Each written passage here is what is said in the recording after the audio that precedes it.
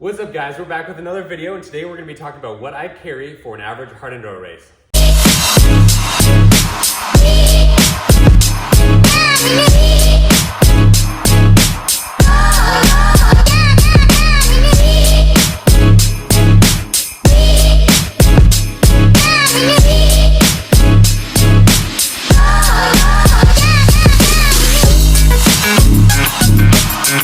So first and foremost, big shout out to Rhino Power. I've been using their stuff for a very long time, probably the better half of a decade they've been sending me stuff. Their Mana Gels are amazing, the goo packets here. They have, I think, 3 or 4 different flavors. I'm a huge fan of the lemon meringue. I take those, it depends on the race and race conditions, but I take those probably about every 45 minutes to an hour or something like that for just obviously hydration. I put the hydration fuel and then the, I don't have a picture with me, but the carbo fuel, I put both in my pack to take with me on the course. I also am drinking that stuff before and after the race to hydrate me. So as far as what I have on my hip pack, I have some Allen keys here. I have some wrenches. I don't carry all of these. They range from 8 mil up to 13, depending on what bike I'm actually racing.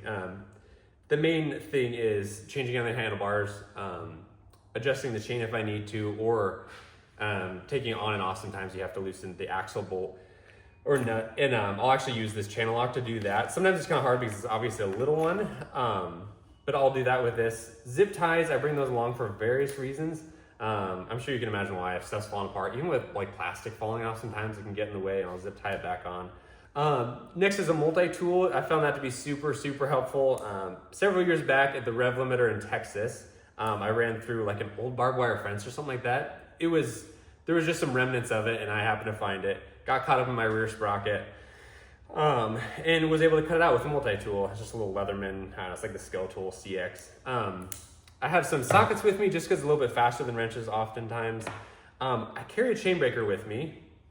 I could honestly probably get a smaller one, that would be helpful too. But I've never actually used this during a race, thankfully, but I have made several friends with it. So I've probably met three or four people on the track that have had a broken chain, and throwing this to them with, you know, the wrench necessary, or sometimes I'll just stop and quick help them out if it's gonna be really quick, if they don't know how to use it.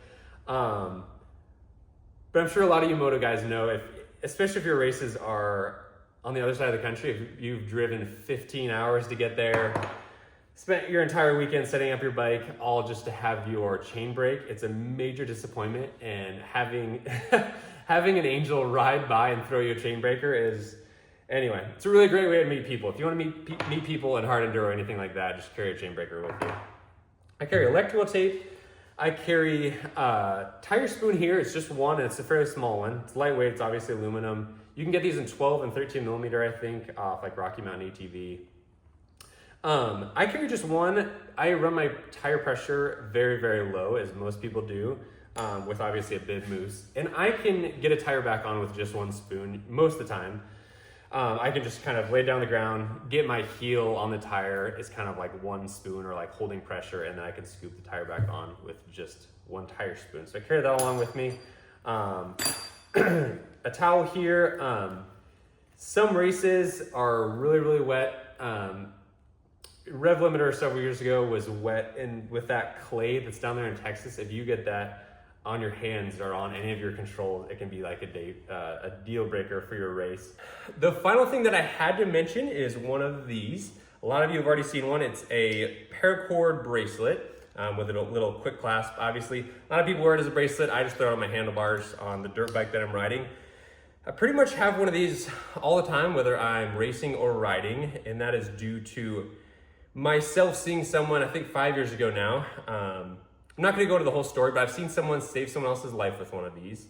As many of you first responders or like your woofer, wilderness first aid or wilderness first responders know, one of the most important things you can carry on you for first aid is a tourniquet. If someone is bleeding out, most of the time, you know, using your hands to apply pressure to stop bleeding isn't gonna cut it, and you need like a cord or something to actually stop the bleeding from happening. So I have seen that firsthand.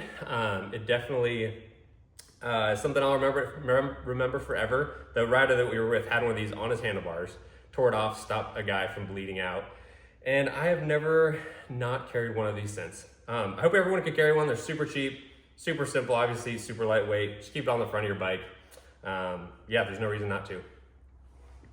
But anyway, that's all I have for today, was just to show you what I have in my hip pack, my backpack, what I use for hydration, how I use my tools and when. Hope you guys liked the video. Let's keep getting after it.